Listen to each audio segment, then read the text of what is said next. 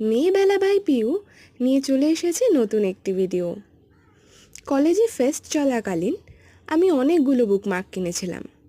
তার মধ্যে কয়েকটা চলে গিয়েছে বইয়ের মাঝে, আর বাকিগুলো আমার হাতে। তার মধ্যে এই মৃণাল সেনের বুকমার্কটা আমায় কলেজের একটি জুনিয়র অনেক বছর আগে দিয়েছিল। তাই আমি ভাবছিলাম যে কয়েকটা বুকমার্ক আমি নিজেও বানিয়ে নিই। তাই যেমন ভাবা তেমন কাজ, আর্ট পেপার থেকে 3টে ছোট ছোট বুকমার্কের সাইজের কাগজ আমি কেটে নিলাম। এবারে আমি ভাবছিলাম একটু পিঙ্কের মধ্যে কিছু একটা বানাই। তাই সাদা এবং লাল কালার দুটোকে মিক্স করে নিলাম,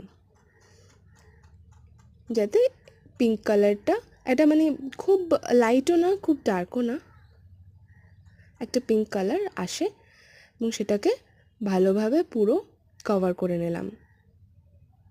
কভার করতে করতে ভাবছিলাম যে যদি এর মধ্যে কোনো ফুল আঁকা যায় তাহলে কেমন হবে। তাই ফুলের জন্য আমি প্রথমে দুটো এরকম ব্ল্যাক হাফ সার্কেল টাইপ করে নিচ্ছিলাম। তারপরে ইয়েলো অ্যান্ড অরেঞ্জ মিক্স করে এই কালারটা এনেছিলাম। তবে এটা ঠিক সানফ্লাওয়ার করতে চাইছিলাম না, একটু ওই সানফ্লাওয়ারের মতনই আর একটা ফুল আছে, ওই ফুলটার নাম আমি ভুলে গেছি।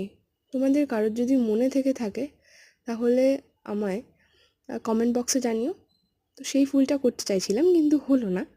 যাই হোক, একটা হয়েছে, একটা ফুল হওয়া নিয়ে কথা, অরিজিনাল হোক বা ইম্যাজিনারি।